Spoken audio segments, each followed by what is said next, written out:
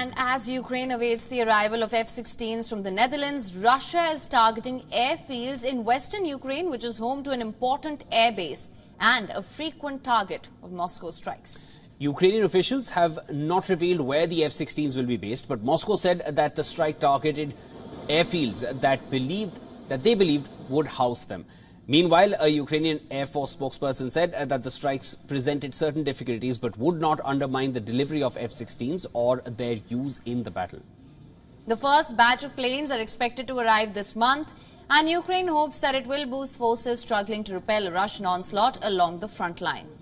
Meanwhile, the United States of America, it has announced that it will soon announce more than $2.3 billion in new security assistance for Ukraine. On the diplomatic front, Hungarian Prime Minister Viktor Orban has urged Ukrainian President Volodymyr Zelensky to consider a ceasefire to end the war with Russia. Orban, who is an outspoken critic of Western military aid to Ukraine, held talks with Zelensky during his first trip to Kyiv in more than a decade. More details in our next report. In his surprise visit to Kyiv on Tuesday, Hungarian Prime Minister Viktor Orban gave a clear message on how to end Russia's war in Ukraine. I asked the President to think about whether we could reverse the order and speed up peace talks by making a ceasefire first.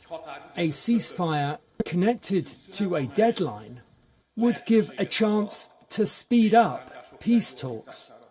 I explored this possibility with the President, and I am grateful for his honest answers and negotiation. Orban has the warmest relations of any EU leader with Russian President Vladimir Putin. The outspoken critic of Western military aid to Ukraine held talks with President Volodymyr Zelensky during his first trip to Kyiv in more than a decade. We would like to make the relationship between the two countries better.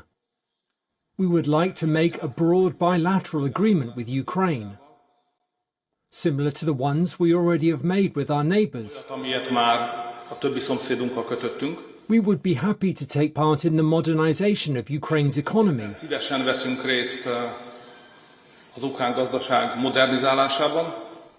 We would like an ordered framework for this. He also said he valued Kyiv's push to promote Zelensky's vision of peace at an international summit in June. The Ukrainian president, who spoke before Orban, did not respond to those comments. Ties between the neighbours came under heavy strain after Russia launched its full-scale invasion of Ukraine on February 24, 2022. Budapest has often opposed the European Union efforts to support Kyiv. Earlier this year, it took EU leaders weeks to break Orban's veto to extend over 50 billion euros in new aid to the war-torn country.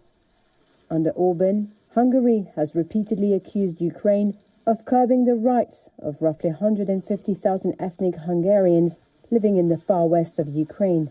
Ukraine denies this and says it is open to addressing any concerns. Kyiv is keen to support Hungary's backing, as it relies heavily on financial and military support from the 27-member EU, where unanimity is needed for many decisions.